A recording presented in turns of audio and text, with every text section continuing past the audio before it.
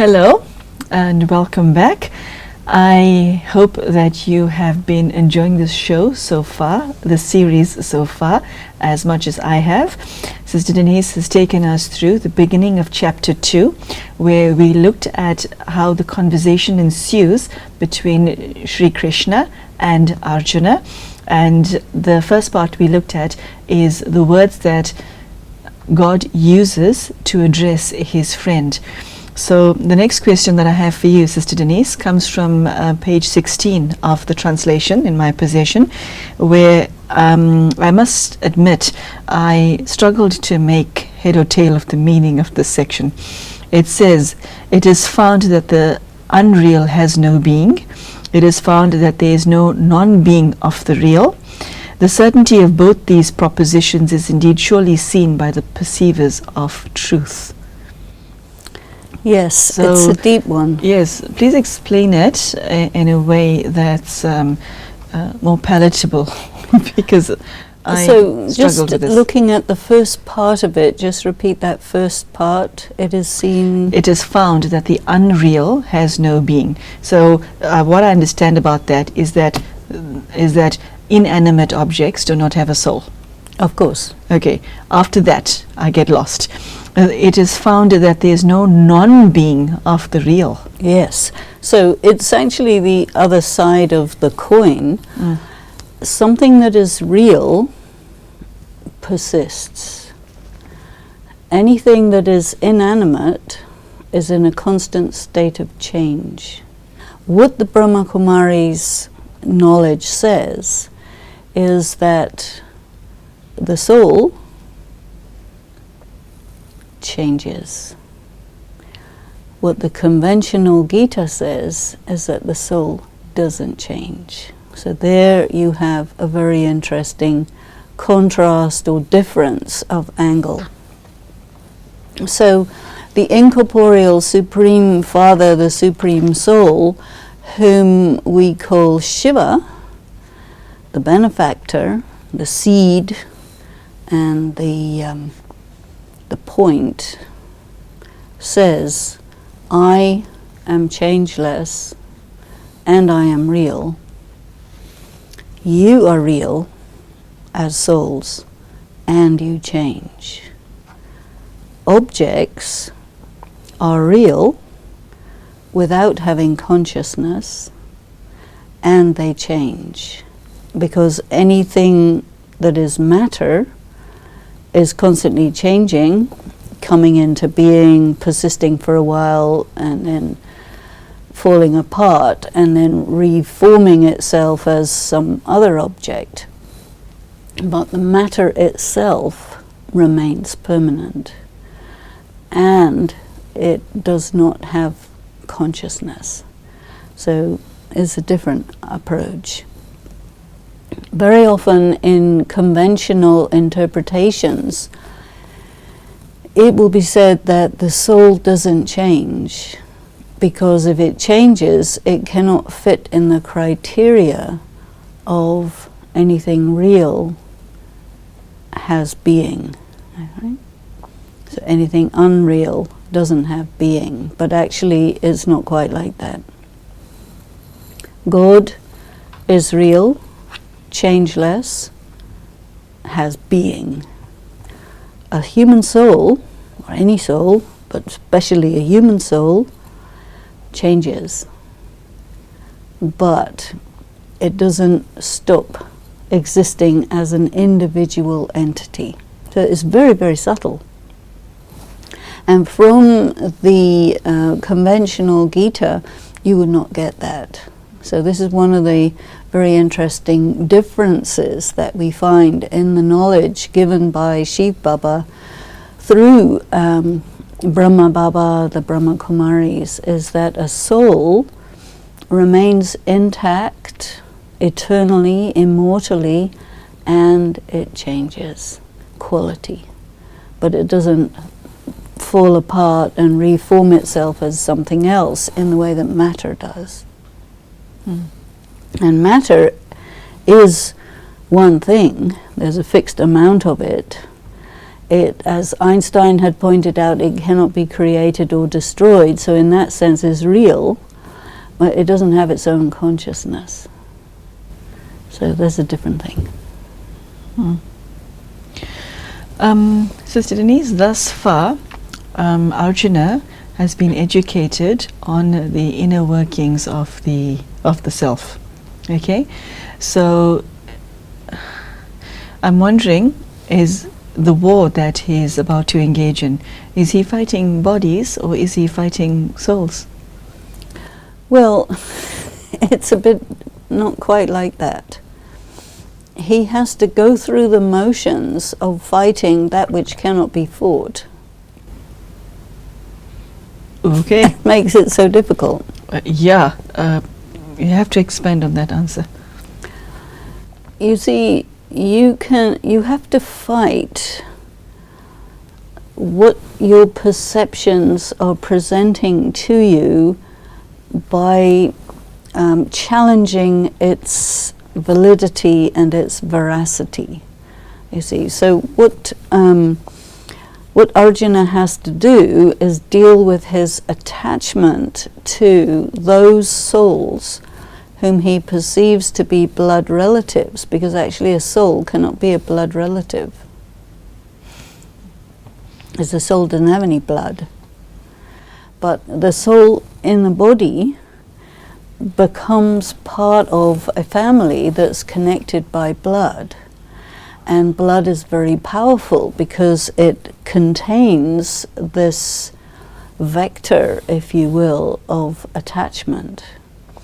And so the teachings that we receive in Brahma Kumaris says that you need to get beyond the consciousness of the body and attachment to bodily relatives and bodily cultures, because we have a very deep connection to our culture. And so a person's sense of identity comes from their blood relatives and their culture.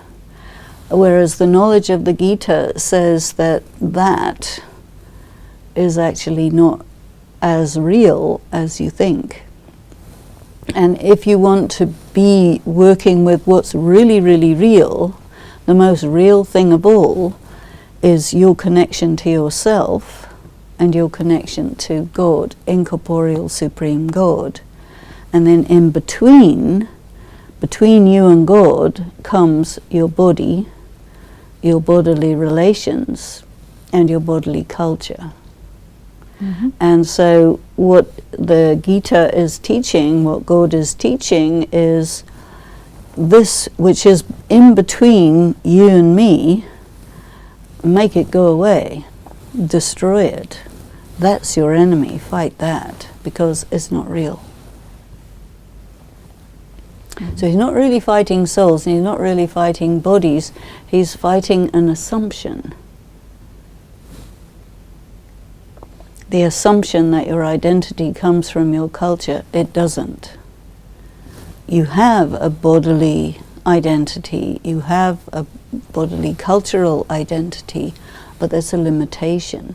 And I think God's message is get to a point where you're able to transcend these limitations, and the way you do that is to establish yourself in direct communion between the soul, discarnate soul, and the discarnate supreme soul, and that connection is called Raj Yoga.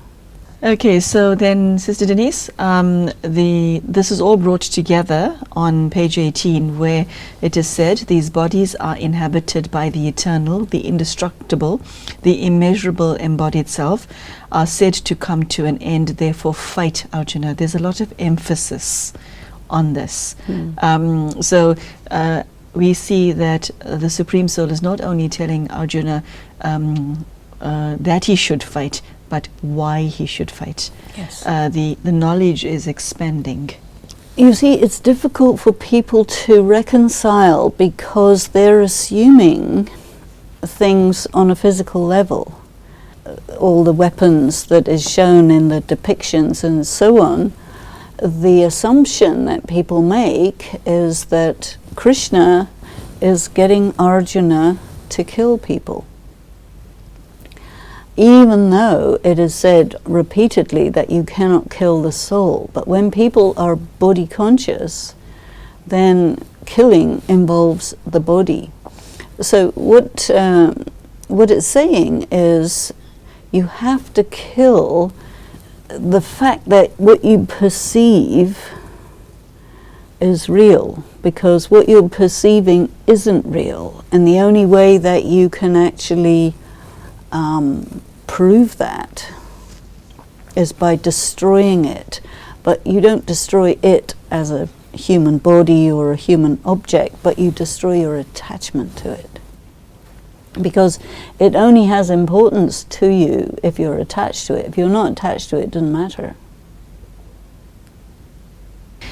The message or the story of immortality continues in chapter 2, stanza after stanza. We hear about the embodied self is neither born nor does it die at any time. We hear that it's not slain when the body is slain. We hear that it is indestructible, birthless, imperishable. And one gets the sense that God is grinding this in to Arjuna because of his reluctance to learn the lesson. Why Arjuna represents me and you.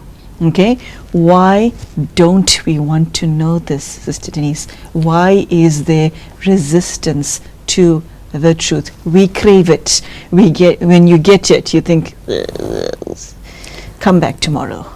Why do we do that? This is the wonder. We want truth, but when we get it, we hate it. We don't like it. It's not likable. It's not pleasant. Truth is not pleasant. It is disturbing to a person. You see, and yes, I think you disturbed a lot of people with your answers just now. But the brave ones are still watching you. So all right. Yes. No, but the thing is this: Krishna is saying to Arjuna, you must kill, because until you actually do the act of being willing to kill and get past that resistance, you cannot get a visceral experience of the fact that you cannot kill a soul. You see, because what he's doing is he's avoiding killing, which is not much better than killing. In the sense, how do you get to that conclusion? Well, if you don't want to kill, it means that you believe that you can kill, right? And so you don't want to kill because you say, well, if I kill, then this person will die. And he's saying, no, the body will die, but the person won't. And what he's saying is, I don't want to kill the person. So what Krishna's doing is really distinguishing between the body, which is given life by the presence of the person, the soul, and then the soul. If you remove the body from the soul will just reincarnate, get another one. So, I mean, from many angles, the whole business of military activity is pointless, because as soon as you kill somebody, they'll reincarnate anyway. And the very strange thing that we see in war is you get killing and you also get raping together, because the souls who have been summarily taken out of their bodies have to have somewhere to go. So they'll have to reincarnate in the one that you just raped. And the cycle goes on and on and on and on, you see. And that is something too horrible for people to contemplate. But yet the Gita is raising the subject and saying, look, kill means kill your perception that you can kill. And the only way that you can do that is by going through the motions. This is what it's being said all the time, that you cannot get it by just hearing about it. You have to actually act on it. You have to actually do it. Without that, it will not penetrate your consciousness that you are immortal, everybody else is immortal, you see. So this is the barrier that the Gita is trying to get everyone across. It's a very difficult one, because as a body-conscious human being, if you kill someone, it's murder. If you kill yourself, it's suicide. That's also a sin, you know, and it's very clearly said, murder is a sin, suicide is a sin. And so then here is God himself saying you have to do this because you can't do it.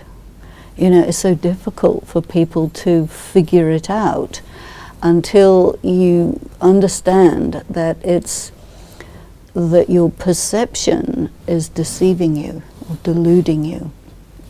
It is not possible to put an end to the existence of a soul. But you cannot get it until you get it.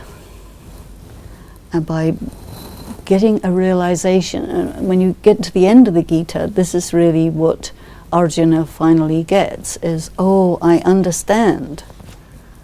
My attachment, my delusion is broken. But it takes such a long time to get there. We'll get there. Okay. Right now we're still evolving to that stage. Yes. Okay, so Sister Denise, having explained the story of immortality to his friend, God then explains to him the aspect of reincarnation and what it entails. Page 22, as after casting away worn-out garments, a man later takes on new ones, so after casting away worn-out bodies, the embodied self encounters other new ones. Before we get to the answer of reincarnation, sometimes self is written in small s and at other times in capital S. And the translator kept this to show he stayed pretty close to the original text. What does capital S mean? In Sanskrit, there's no capital and small. That only comes in English. So putting a capital... Not Hindi, Sister Denise? Not Hindi, not Sanskrit. There's no capital and small. There's only one type of letter. It's not... we come back now to the spirit of the Bhagavad Gita and the letter of the Bhagavad Gita. Is it not representing self with respect and self without respect? Self with something, self without something. Is there not a message in this? This is where it becomes difficult, because it's a matter of interpretation. Okay. Where the interpreter, the translator, has to decide whether the self in question is referring to God or a human being. And this is where, again, conceptually you have issues, because in some interpretations the pure self, the higher self, is indistinguishable from God. In Brahma Kumari's teachings is always very clear which self is the Supreme Being and which self is you. Whereas because the self, human self, changes from pure to impure over the period of reincarnations, you have a pure self and an impure self. And so the process of changing from the impure self to the pure self is often interpreted as the process whereby the soul becomes God, but it's not as we understand in Brahma Kumaris. The soul can never become God, but the soul can become the pure form of itself, and through the process of reincarnation becomes the ordinary form. And so because of existing concepts, the interpretations are put like that. But according to the understanding that we are given in Brahma Kumaris, it isn't exactly like that. Explain reincarnation as is described on page 22 to us. The soul casts away worn-out bodies, and the embodied self encounters other new ones. Well, normally speaking, you will hope to die of old age because your body no longer will serve you, and so you leave it. And then you will go into a womb, spend some time in that womb while your body is reaching a stage that is mature enough to take birth as a baby, and then the soul will grow up and pass through childhood, youth, maturity, and again become old, and then again leave the body and start again as an infant. That is the process. Now, there is also the possibility of untimely death. And so when you're on the battlefield, generally speaking, the soldiers are young, and so they will be killed at an early age, and they are very traumatically cast out of one body and then into another body. And so this is where you have the impact of trauma mixed into other aspects of karma, which makes the whole issue of battle and war such a terrible thing, because so many people are killed. You know, in the Second World War, 67 million people were killed. That's a lot of people. It is. And all traumatically. Yes. And so this aspect of violence makes death abnormal from normal. And there's an impact on the soul, a big impact on the soul. And so where Krishna is saying to Arjuna, you have to do this abnormal thing, so obviously he's going to be very hesitant. And so God is telling him, look, if somebody dies of old age, or if they die of any other thing, whether it's a timely moment or an untimely moment, it's still the same thing. The soul cannot be killed, and the body can. But then there's a big impact in terms of the karma and the psychology of the person. Sister Denise, page 28 struck me because the wording that's used is pretty interesting, thought-provoking. Beings are such that their beginnings are unmanifest, their middles are manifest, and their ends are unmanifest again. What complaint can there be over this? Before we get to the complaint part, how do you understand unmanifest and manifest? What we learn in Brahma Kumaris is this, which I think is not generally known. That is that the soul retains its identity whether in a body or not. So there is a period of time which you can call the beginning, where a soul is in what we call the realm of souls, which is a very different dimension from the material world that we live in, the planet Earth, the universe, and all that. So there is a world which is also known as nirvana, all known as the soul world. We call it the soul world, where souls are like seeds. And then when their time comes, they come onto the earth and they begin their course of reincarnations. And some souls are more time, some souls are less time. It's all very individual. But when a soul has completed their course of reincarnations, they return to that which is described as unmanifest. So you're manifest when you're in a body, and whatever are the sanskaras contained in the soul, that is expressed through the body. And so in order for a person to understand themselves fully and completely, you have to be able to consider yourself to be a soul who isn't manifest through a body, but who still exists in the seed form. So in the seed form you're not doing anything, but you do exist individually. like any seed. Without a body. Without a body, yes. Okay. So God is also without a body, but it's different. Because a human soul without a body is merged, unmanifest, you can say. God can remain aware without having a body. Whereas human soul becomes like asleep, completely like a seed, non-active. Not even, so nirvana means the world without sound, not even the sound of a thought. So when a soul is thinking, is active, is manifest. And in order to be thinking, you need a brain. You have to have a body. So you go from body to body to body to body until you've completed your cycle of reincarnations.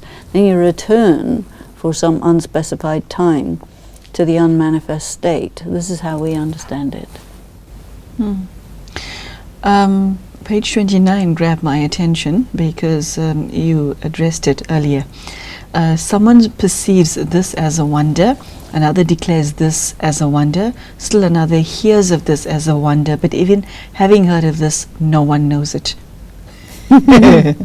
So, what is it that causes this mega block? I think Because, and the reason I'm asking this question, Sister Denise, is this scripture has been in existence for thousands of years. There are millions of people across the globe who read it daily. Okay? However, well, the reality speaks for itself. You know, every person has a mind, has a power of intelligence, has their individuality, but everyone is very different. So if I'm reading a scripture and interpreting it the way I do, it's unlikely to be the same as another person. It seems to me that what the Gita is saying here is that there are some souls who are naturally able to apprehend God. Oh, that is a beautiful expression. Apprehend God. Then there's other souls. Does that mean to hold God in your mind? Yeah, you can perceive God. You can commune with God. These are the mystics. There's not very many of them. And they are found in all the different religions, you know. And they're different. They're not regular people. There's something extraordinary. It's a phenomenon. That's why it's called a wonder. Then there's a lot of other people who, you know, they appreciate the poetry, you know, and they kind of get a feel for it, but they can't get it. And then there's others who say, yeah, there are some people who talk about it, but we don't know what it is. I do, however, differ with the conventional Gita in that I do believe that those few souls who are able to apprehend God and who are able to commune with God and communicate with God, they can know God. But it's very few. I think a lot of people aspire to be that. But in many ways, you know, if you think about it, you don't know who you are. It's only once you start to have yoga, which means you start the process of communing with God, making connection, then you start to fill with the qualities of God. It's only then that you begin to realize whether you're a high capacity soul or middle capacity soul or low capacity soul or whatever. And I think really the high capacity souls may be unexpected or maybe discover themselves that, oh my goodness, maybe I'm a high capacity soul, let's see how far I can take this, and actually are able to go so close to God that they would be in that category. But it's so unspoken. I think that somebody who's doing that's not going to tell anybody because it's so private, you know. And I think that a soul of that caliber is capable of founding a religion. You know, there's very, very few people like that. But there's a lot of people who get that there is such a thing, and who see people, you know, going in that direction or being connected, and they appreciate it and they recognize that it is there, but they themselves can't go there. So this is really what the Gita is saying, is that people are really, they're all spiritual beings, but they're very different. And there's a hierarchy actually of souls. And when souls are depleted, this is also something that we are very aware about in Brahma Kumaris, when everybody's depleted, everyone looks equally kind of empty, spiritually empty. But it's once you start to fill through meditation with the energy of God, the qualities of God, that you start to feel the differentiation. Because a low caliber soul, you can say, can't feel very high. It's sort of like batteries. You can recharge a battery only up to the capacity of that battery. But if it's a high capacity battery, it'll just keep on taking charge until it reaches its limit. And so this is really how we can sort of appreciate the differences in the souls. Okay, Sister Denise, we'll pause there for now. Thank you, and thank you very much. So there you have it. Sister Denise has shared what is meant in the first few stanzas of chapter 2 in the Bhagavad Gita. She has shared what is meant by the story of immortality. Sister Denise has shared what reincarnation is, what it means to take on another body, what it means to understand one is a soul, and also once the soul has received this understanding, what we do with it. Some accept it and change, and others don't. And Sister Denise had made no illusion about the fact that this is difficult to comprehend and even more difficult to become. So I hope that you were able to grasp the full extent of what Sister Denise was sharing, and I also hope to see you for our next episode. Thank you so much for joining us, and goodbye.